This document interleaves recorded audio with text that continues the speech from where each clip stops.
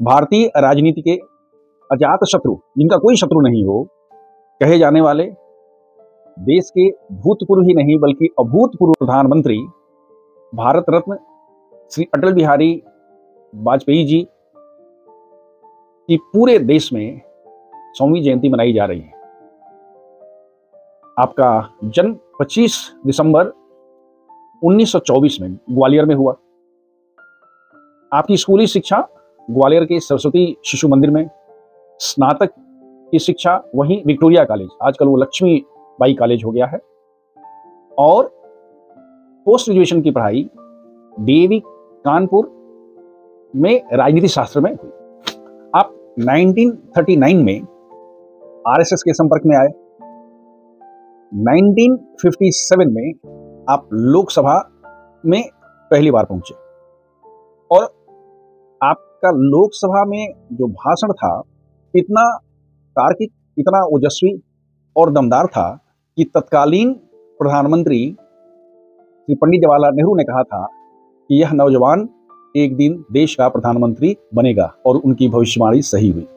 एक दूसरा प्रसंग है, जब बचपन में आप अपने माता पिता के साथ कुंभ मेले में गुम हो गए थे। आपसे बाद में किसी ने पूछा कि भाई आप मेले में गुम हो गए थे, तो उन्होंने कहा नहीं, मैं गुम तो नहीं हुआ था, मैं मेले को थोड़ा सा ध्यान से देख रहा था।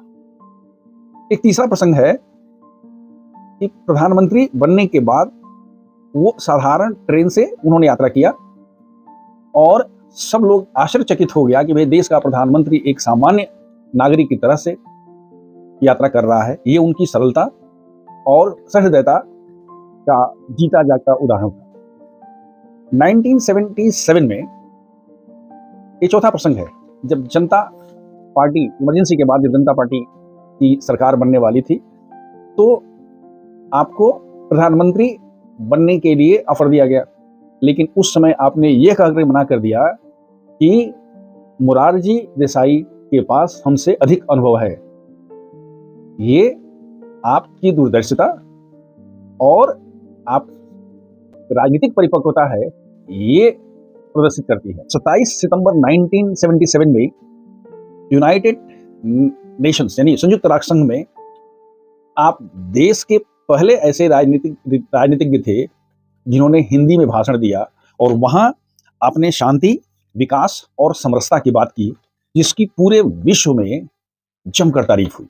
एक प्रसंग आता है 1999 का, जब आप दिल्ली से लाहौर के लिए बस से दोनों देशों में भाईचारा और संबंध को प्रगाढ़ करने के लिए बस यात्रा की थी। ये अलग बात है कि पाकिस्तान से कारगिल युद्ध करना पड़ा और उसमें पाकिस्तान को मुंह की खानी पड़ी। आप बहुत अच्छे कवि भी थे।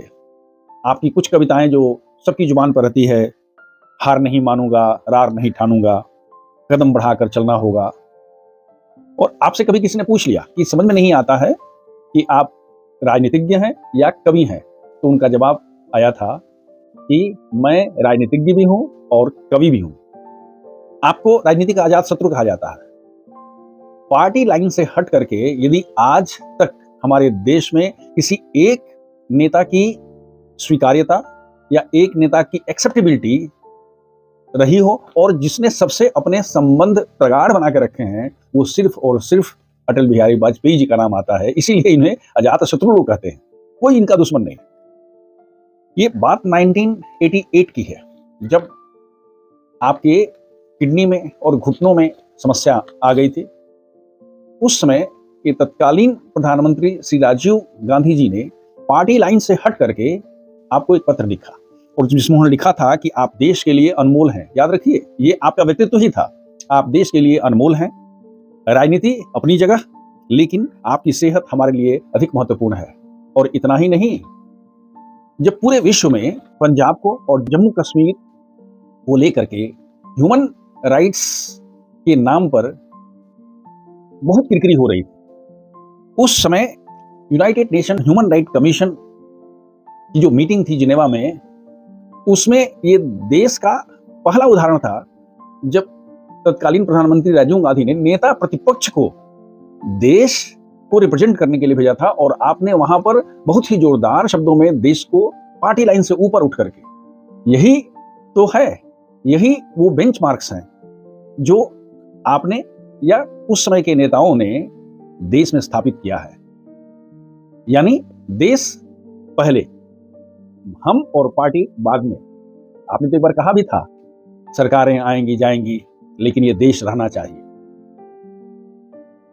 एक प्रसंग आता है 1998 का, जब आपने पोखरण परमाणु परीक्षण करके पूरे विश्व को आश्चर्यचकित कर दिया। लगभग सभी विकसित देशों ने इसका मुखर विरोध किया। आपने कुछ दिन के बाद एक दूसरा परीक्षण कर दिया। आपने पूरे विश्व को यह संदेश दिया कि देश रुकेगा नहीं, झुकेगा नहीं और देश किसी का पिछलग्गू बनकर के नहीं रह सकता। ऐसा था आपका व्यक्तित्व। आपकी 100वीं जयंती पर हम देशवासियों और देश के साथ निष्ठा रखने वाले सभी लोगों का आपको शत शत नमन। जय हिंद, जय भारत।